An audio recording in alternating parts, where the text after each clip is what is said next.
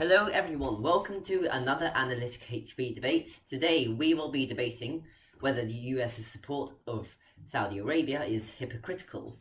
Arguing for the hypocrisy of the United States is Joseph, and arguing against is Luke. So we will start with Joseph. Please make your opening statement. Let me ask you a question. On which principles were the United States of America founded? The United States of America were founded as a country of freedom, individual liberty, equality, and justice.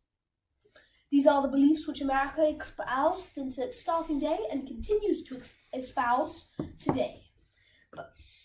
But for some reason, the United States supports Saudi Arabia, a Middle Eastern country built on notions of military prowess. The country was indeed won by military victories, and built on the ancient institutions such as absolute monarchy and rather barbaric laws and punishments.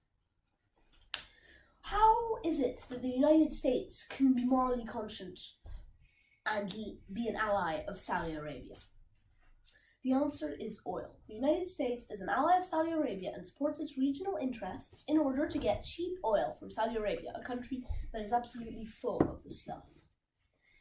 Does Saudi Arabia agree with any of the United States' moral values? No, but the United States is desperate for oil, as are all modern countries, and thus is willing to make an alliance with Saudi Arabia. So, let me particularly take the case of the current alliance, not looking at past moments. In our current situation, the United States intervenes in much of Saudi Arabia's problems, clearly siding with Saudi Arabia against Iran in their regional dispute, and generally being more lenient to Saudi Arabia than it is to other such strict Islamic regimes. Why?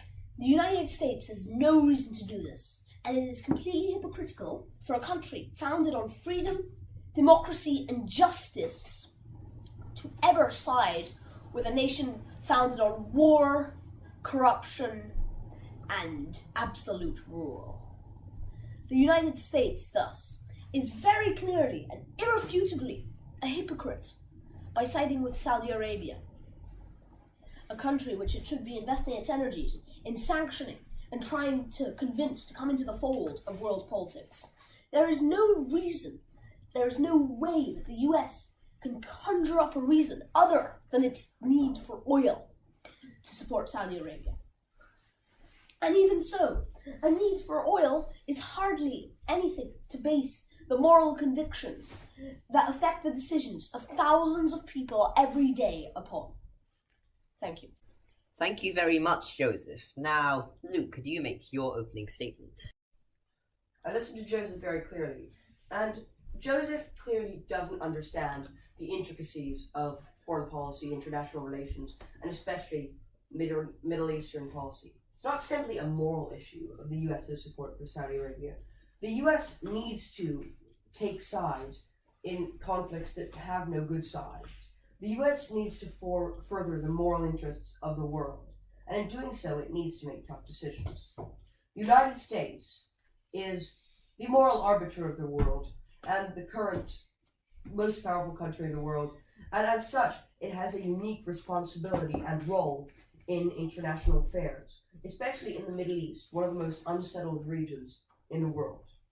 Now, for the past 50 to 100 years, the Middle East has been engulfed in a series of what at first seemed like separate conflicts, separate individual conflicts in different war-torn nations with causes such as economic disenfranchisement, terrorism, Islamism, and riots, and authoritarianism.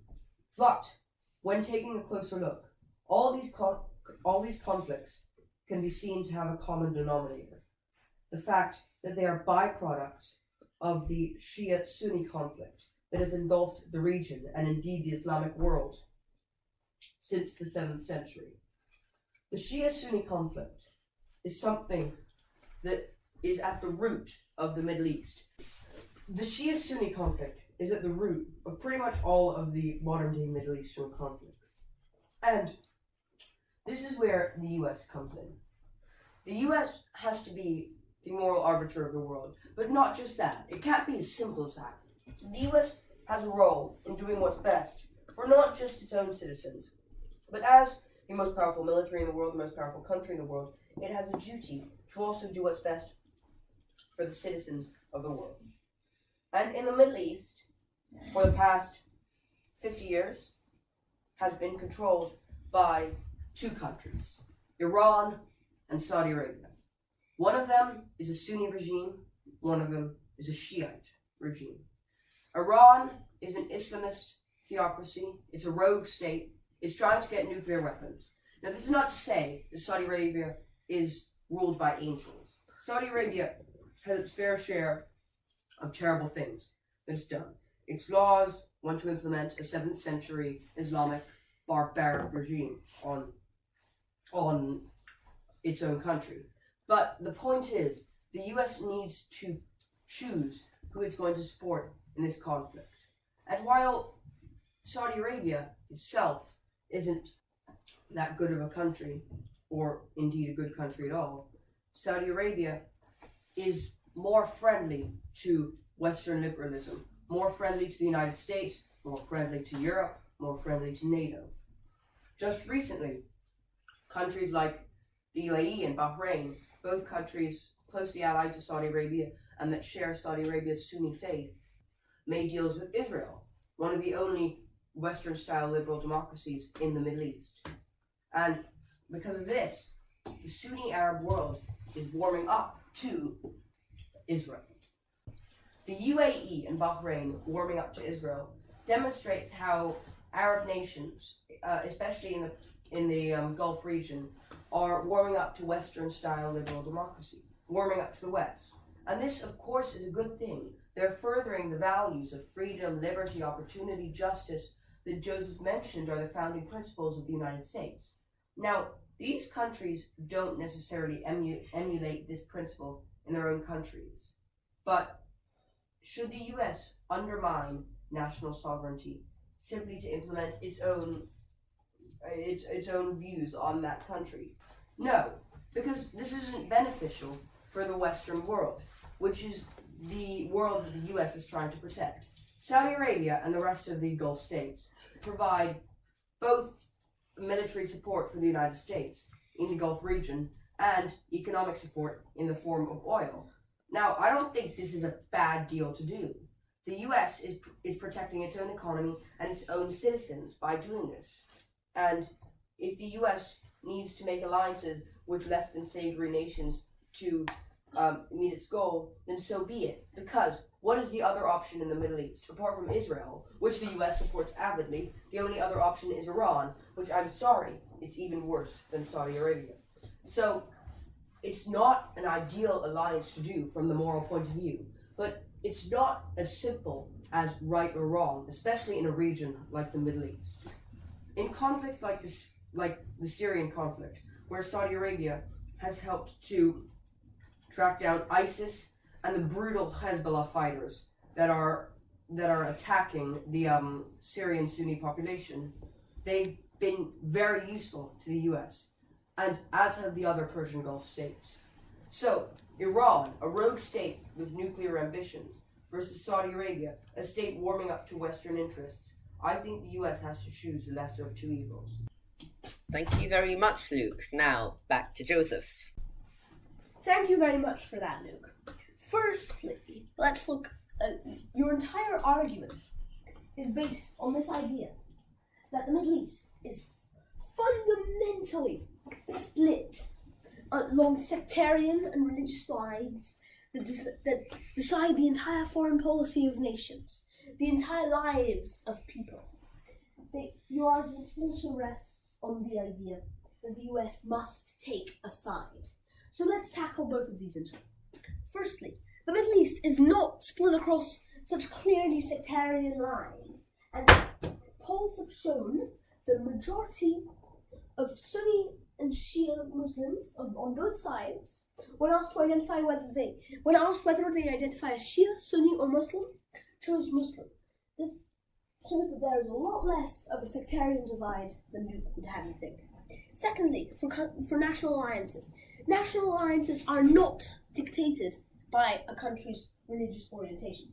For instance, Bahrain, which Luke falsely attributed to be majority Sunni, is actually a very Shia country. And it is allied with the Gulf states, with Saudi Arabia. It is very clearly on what Luke calls the Sunni side of this argument. On the other side, we have Qatar, which, though we're not taking into account the moral perspective of this country, is a Sunni majority country, which is more in favor of Iran than Saudi Arabia. Therefore, we can see that these sectarian lines drawn arbitrarily are nowhere near the things which decide foreign policy in the Middle East. Luke's second point is that America must pick us between these two sides. It is a decision that cannot be averted with only two options, a Boolean if you have. So, if you want to find out more about whether or not the US should get involved in global politics, we have a debate on the subject. But let's say it should. Does the US have to choose between the lesser of two evils? No, because the US could simply choose its own side. The US could intervene in the Middle East without supporting either Saudi Arabia or Iran. The US could intervene in the Middle East supporting American principles of liberty, democracy, and justice. There is no reason why the US would have to plunge in with a side that it only agrees in very, very few ways. The US can simply assume its own side, the right side. I like to use the analogy of a parent who has caught both their children stealing. The parent does not side with the child who has stolen the least, but scolds both for cheap stealing. There is no reason why the US should support Saudi Arabia simply because it is better than Iran. The US should, of course, be on the side of liberty and democracy, and as it is one of the most important countries in the world and has assumed the role of a global policeman, it should be on the side of liberty and of democracy. It should be on the side of freedom. Thank you very much. Luke? Well, thank you, Joseph. Let me first do a quick technical point. Joseph talked about Qatar being more closely aligned to Shia nations such as Iran. Well, the Emir of Qatar is known to have Islamist sympathies, and his regime has had investigations and is shown to have corrupt links to ISIS, the organization that is in favor of murdering all Shias. So I'm not sure if that point stands specifically. But, I mean, Joseph's analogy about children and a parent, the US being the parent, isn't really applicable in the modern Middle East. Saudi Arabia and Iran are not two bad children, and Saudi Arabia and Iran have not stolen the toy. This is different countries that they're toying with, that we're talking about. And the US needs to choose a side, otherwise these countries are going to be burned. And the US can also temper countries like Saudi Arabia in these conflicts. Let me give you an example.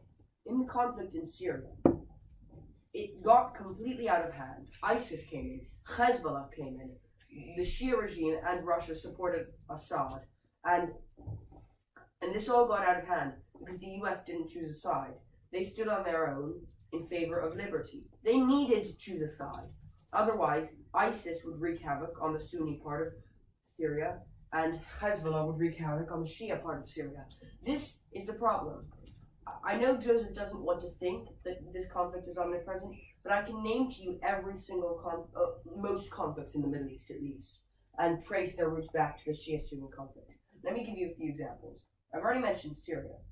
The conflict in Iraq was Saddam Hussein's ruling Sunni Ba'ath Party over the Shia majority population. The conflict in Yemen is the Houthi rebels supported by Iran against Saudi Arabia's supported Sunni-led government. These three conflicts all are down to the Sunni-Shia conflict, as well as conflicts in Libya, conflicts in Iran that went on before, the conflict in Kuwait. All of these are down to the Sunni-Shia conflict. Joseph talked about most Muslims not identifying with Sunni and Shia, and I don't dispute this, but it's the governments that align with it. And the US needs to choose between the lesser of two evils. Now, who is it going to choose? Bashar al-Assad's regime, supported by Iran, is a brutal regime. The Iranian regime is a brutal one. And the Iranian government wants to implement a 7th century Islamic theocracy on the world, led by clerics, not even by politicians. That is what their government is made of. And they have nuclear ambitions. Now, nuclear ambitions are even more dangerous for countries like Iran to have. Think about Iran having missiles that could reach the US. It's a far off possibility. Nonetheless, it is a possibility if the US doesn't intervene. The sad fact is, as long as there's evil in the world, the US needs to choose between the lesser of two evils. Now, how has Saudi Arabia helped the US? First of all, Saudi Arabia hasn't been nearly as aggressive towards the American ally of Israel that Iran has. Now, the US has a special place in its heart for Israel. The reason for this is, Israel is a bastion of Western democracy in a non-democratic, mostly barbaric region with barbaric laws. And that's why Israel is so special to the US. A persecuted people like the Jews have made a powerful country for themselves, and a democratic one too. And the support of Israel is key for the US. And while Saudi Arabia has recognized this, Iran has funded radical militias such as Hamas and Hezbollah that have attacked Israel, tried to firebomb it, and made clear their intention to wipe the Jewish state off the map. Iran has supported these regimes. Has Saudi Arabia? No. Now, while other Persian Gulf countries have had corrupt ties to terrorist organizations like ISIS and Al-Qaeda, Saudi Arabia has helped the US and led the fight against these organizations like ISIS and Al-Qaeda, even though they are Sunni and share this specific branch of Sunni Islam that ISIS does, i.e. Salafi Islam. These 2 pointers show how Saudi Arabia has not been just beneficial for the US, but for the West. And I think Joseph ignores this. Now, if the US were to take a neutral role, or not neutral, but a support of, quote-unquote, the US's values in the Middle East, as Joseph says, it would basically be leaving the Middle East to its own devices and supporting a cause which no one but Israel in the Middle East supports. What would happen if we engaged in this policy, the US engaged in this policy? Well, we'd have regional conflict after regional conflict after war, because without the US on any side, without the US being an arbiter with its overwhelming military power, Arab countries and Middle Eastern countries could go to war willy-nilly because there's no actual superior power. We'd see Syria's and Iraq's over and over and over again. Arab state after Arab state would devolve into sectarian conflicts like we've seen in Iraq and Syria. And let's just point out, why has there been stability in some parts of the Middle East? The stability in parts of the Middle East have been the parts where the US has intervened, the parts where the US has been supporting one side. It's not simply a matter of supporting Saudi Arabia, it's a matter of supporting stability and peace. And Saudi Arabia also supports that stability and peace. We don't want to see the US, the Middle East, descend into sectarian conflicts, like we've seen in Lebanon, like we've seen in Syria, like we've seen in Iraq. All countries that have descended into these conflicts because the US didn't intervene. Maybe not just because of that, but sectarianism also plays a huge role. And the US needs to stop this sectarianism. And to stop this sectarianism, it supports regimes like Saudi Arabia, which aren't supporters of sectarianism and sectarian violence like Iran is. Thank you very much, Luke. Again, now back to Joseph. I want to start with a single word. Why? Why can the US not simply take no side, take its own side against democracy? Sure, Iran is definitely worse, but why not also punish Saudi Arabia? After all, it is perfectly possible to punish Iran, as the US is doing with heavy sanctions and so on, and also punish Saudi Arabia, a country which, let's face it, deserves punishment, whether it's allied to the US or not. Why? You've told us that the US must take a side, Luke. But why? Why must the US take a side? And with that, on to our debate.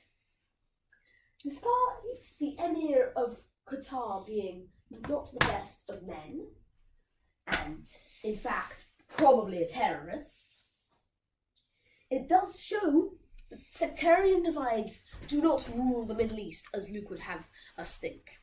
The Bahraini example also is unchallengeable, seeing as Bahrain is a more moderate country and does not support terrorism in ways that Qatar does. Thank you. Now, on to my main points. Luke has said that the US is favouring stability in the region and has taken 3 examples of failing or failed states in the Middle East as places where the US has not enforced stability correctly. But 2 of those are places that the US interfered in and, in fact, did much work in. These 3 examples were Iraq, Syria, and Lebanon. Iraq was completely conquered and run by the United States of America and their coalition for a few years. Syria was intervened into for many years by the US under the Obama administration and was pulled out of, leaving the Kurds vulnerable to attack, but that's another story, under the Trump administration. And, well, those 2 states are clearly failed states. Therefore, we can confirm that the United States is not on the side of stability. Thirdly, Luke raised our fears. Luke appealed to our fears. What if Iran had nuclear missiles? That is indeed a terrifying prospect.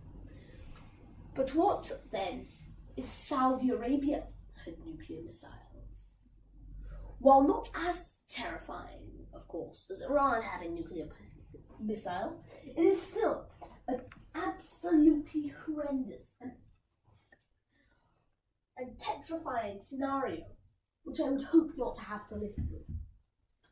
So, why not punish them both?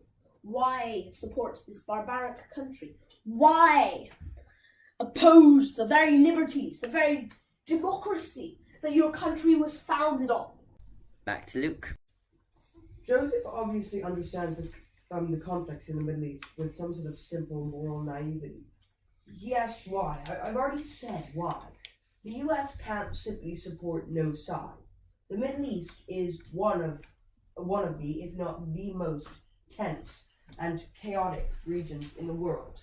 It's not simply down to the US to support an idealistic moral goal that no side in the Middle East, mind you, supports. Save Israel, maybe, but that's beside the point.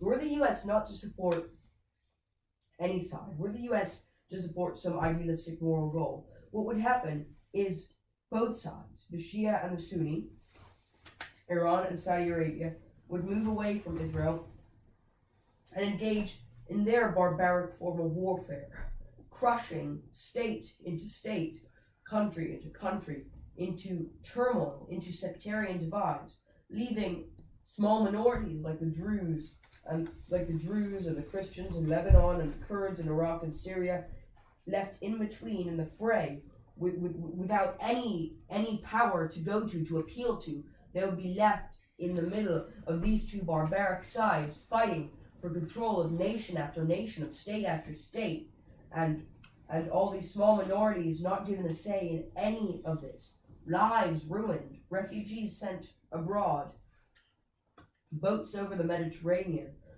This would all happen tenfold the amount it's happening now, because there would be no stability, because there would be no overriding power, no arbiter, no policeman of the world, in Joseph's words.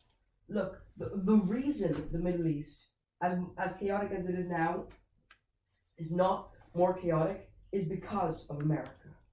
And because of America's support for Saudi Arabia. I'm not by any means endorsing the regime of Saudi Arabia or any other Gulf state for that matter. But what Saudi Arabia has done is it's provided stability and it's provided some sort of superpower status in the Middle East, which has been useful. Saudi Arabia has left Israel to its own. Saudi Arabia has served as a bulwark against Iran. Saudi Arabia has intervened on the side of stability in most conflicts. For example, Yemen, for example, Iraq, for example, Syria. And what has Iran done? Let me tell him something. Iran is the biggest state sponsor of terrorism in the world. Saudi Arabia does not sponsor terrorism. This is the point. The point is not whether one country serves as the arbitrary fountain of morality and whether another one isn't. Because in the Middle East, there is no moral country, apart from maybe Israel. In the Middle East, no country, apart from Israel, can serve as a moral arbiter, as an objective moral source, like the US does in the rest of the world and other Western countries do. This is why we need Saudi Arabia. And so, countries like Saudi Arabia also support more moderate Arab states like Jordan, which, while still being an autocracy, is also moderate and normalizes relationships with Israel and the United States. So the key differential between Saudi Arabia and Iran is that one side is in favor of stability and another side is in favor of conflict. And this is the point. Saudi Arabia isn't an abstract threat, Saudi Arabia does not pose an existential threat to the West, to the Western world order, like the US does. And this is the key differential. This is why the US needs to support Saudi Arabia. Because as bad of a country as Saudi Arabia is, it is not as bad as Iran. And it isn't going to ruin the lives of so many people in the Middle East, like a Middle Eastern domination by Iran would. This is why the US should support Saudi Arabia. Thank you very much, Luke. Now we will be moving on to closing statements. Joseph. Thank you very much. Once again, as I have throughout this debate, I do not see why the US cannot take the side of moral good, why it has to choose between two evils. Luke has said that if the US does not choose, these two countries will descend into total war, fighting each other in horrendous proxy wars for control of nation state after nation state. But this cannot be true, seeing as they already are. Look at Yemen, which on one side we have the Saudi Arabian army and the Yemeni government fighting against Houthi rebels sponsored by Iran. It is, in the clear sense, the proxy wars that Luke was apocalyptically describing. Then we have many other examples. In Syria, of course, there are many, many sides, but the two key ones, Bashar al-Assad and the rebels, are supported by Saudi Arabia and Iran. The proxy war has happened. Luke's apocalypse happened nearly 20 years ago now, 10 years ago, in the Arab Spring, I'm sorry. He said that the US is instability, and without the US, the situation would fall apart. But as we have seen in the last 10 years of modern history, the US does not, in any way, shape, or form, control the situation in Saudi Arabia and the Middle East. If the US truly controlled the situation, the wars in Yemen and Syria would have been resolved. If the US truly controlled the situation, Iran and Saudi Arabia would have been quashed decades ago. Because, you see, Luke believes that by taking the side of higher moral good, I am advocating for the US to pull out of the region and stop acting as the global policeman. But no, in this case, I believe that the US should be the global policeman. The US should fight but not for some less evil side. The US should fight for liberty. The US should fight for justice. The US should fight for the Judeo-Christian values which are the foundation of its nation. And in this case, if the US, instead of simply crushing one state and helping another grow to even greater states, think, what would happen if the US completely dominated and crushed Iran? A new democratic state rises in its place, let's say, just as an example, and the state modernizes and continues to grow as any other state. Meanwhile, Saudi Arabia remains evil, and now, with no clear competition in the region, Saudi Arabia goes to an unimaginable amount of power, and thus is able to enact all its evil plans. For though Saudi Arabia may have done more than Iran, may have done less than Iran, it has announced its intentions to do just as evil things. Saudi Arabia, I am sure, will not turn down nuclear weapons given the opportunity. And for all Luke's talk of Iran sponsoring terrorism, though they may sponsor a little more than Saudi Arabia are also great sponsors of terrorism, sponsoring notoriously the evil and barbaric ISIS. Thank you very much. The US can clearly support both sides. No side. The US can support no side without not intervening. The US can fight both sides to ensure that they are kept in check and eventually slowly repressed and quashed, replaced by modern democracy. Thank you very much, Joseph. Now for the final speech of this debate. Back to Luke. Well, what this debate has really boiled down to is whether we're going to stand on the side of some moral idealism that doesn't exist in the Middle East, and that will, in reality, end up into an endless cycle of fighting and war, because there is no superpower in the Middle East that has overriding military authority, and that could forbid other powers from doing things. And a argument in favor of stability, an argument in favor of a Middle East that, while maybe isn't just to Western standards, at least has more justice, has a degree of justice that will be useful in the creation of a more stable and and less chaotic Middle East. We want a Middle East with more Jordans, not more Syrians. And that's the basis of this argument. Saudi Arabia is useful to the Western world. It's helpful to the Western world. And it's helpful to the Middle East.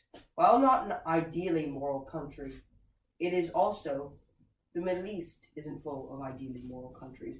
And we need one to at least be an arbiter in the Middle East.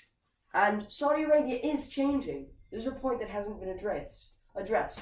Mohammed bin Salman, who will soon ascend to the Saudi crown, has implemented even now some important changes to Saudi culture. And I think these will be met with more when he's king, because the present king of Saudi Arabia is still somewhat of an old-timer. And it's known that MBS, Mohammed bin Salman, supports Israel and does not support some of the terrorist Palestinian organizations like Hamas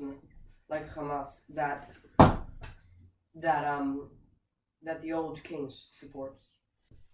So what we need to ask ourselves in this debate, in the end, is whether we want a more stable Middle East, whether we want a more peaceful Middle East.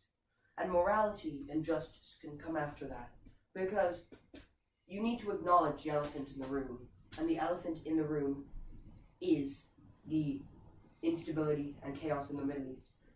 And that is because mostly of Iran. So, if you want a more stable Middle East, a more peaceful Middle East, then you should continue to support the US's support of Saudi Arabia. A tempered support, of course. The US doesn't support it morally, but the US supports Saudi Arabia insofar as it's a means to an end. And it is a means to an end. So the US, for the near future, will need to continue to support Saudi Arabia to see a more peaceful and more prosperous Middle East, a more peaceful and a more prosperous West, and a more peaceful and a more prosperous Israel. Thank you. Thank you very much, Luke and Joseph. That wraps up our debate. So, for those who are new here, we are a growing history and politics blog. We upload posts very regularly, so make sure to check them out at www.analyticahp.com. Thank you, everyone.